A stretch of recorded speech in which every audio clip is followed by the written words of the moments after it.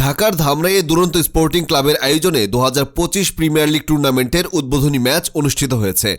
মাদককে না, খেলাধুলায় এগিয়ে আসি, এই প্রতিপাদ্যকে সামনে রেখে আয়োজিত এই টুর্নামেন্টের উদ্বোধনী ম্যাচে আফরিন একাদশ বনাম সিয়াম সামিউল একাদশ অংশগ্রহণ করেন।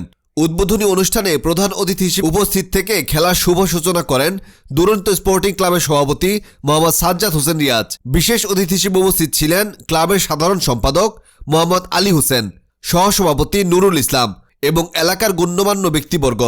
এছাড়াও অনুষ্ঠানে উপস্থিত ছিলেন বিএনপির যুবদল নেতা সেলিম হোসেন, বিএনপির কৃষক দলের প্রচার সম্পাদক মোহাম্মদ হজরত আলী সহ ক্রীড়াপ্রেমী দর্শকগণ।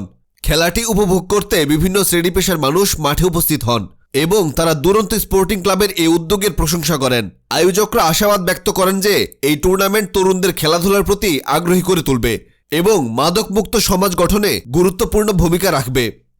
শুভকামনা করে এবং এই খেলার উত্তরোত্তর ভবিষ্যৎ কামনা করে আজকের খেলার শুভ উদ্বোধন ঘোষণা করছি। আমরা সবাই মিলেমিশে থাকি।